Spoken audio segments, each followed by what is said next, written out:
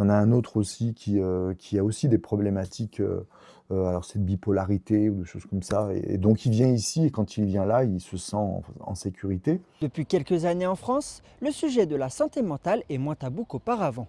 Mais ce sujet reste encore sensible auprès des personnes issues de quartiers. C'est un chiffre qui donne le vertige.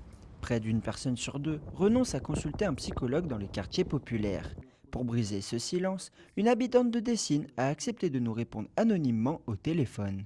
Il faut vraiment qu'il y ait un lien de confiance qui se crée pour qu'il puisse te raconter ses problèmes, que ce soit dans un quartier ou que ce soit quelqu'un d'autre. Enfin, que ce soit n'importe qui, personne ne va venir en disant bah, j'ai tel problème, ma femme elle a divorcé, je suis pas bien, je suis en dépression. C'est vraiment très rare que vous allez voir quelqu'un qui va vous dire bah, écoutez, il y a ça qui va pas, je vais pas bien pour ça.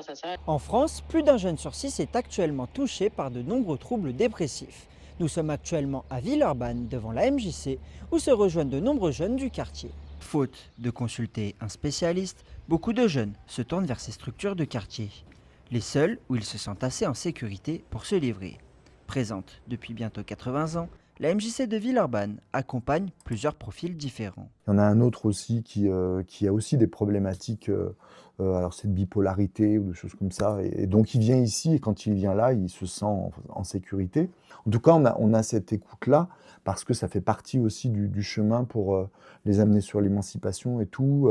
Dans ces couloirs, il n'est pas rare que des jeunes finissent par se confier. Et face à ces appels à l'aide, les bénévoles de la MJC savent comment réagir. J'avais un regard complètement objectif, donc il n'y avait pas de jugement de valeur, il n'y avait pas... donc effectivement, ça a peut-être permis à ce qu'elle se sente plus à l'aise et puis voilà, c'était un moment où elle avait besoin de parler et que j'ai senti qu'elle avait besoin de parler, j'ai écouté et voilà. On dit que la parole se libère, mais dans les quartiers, elle reste encore verrouillée par des codes invisibles. Pour beaucoup, admettre une dépression reste encore une faille que l'on ne peut pas se permettre.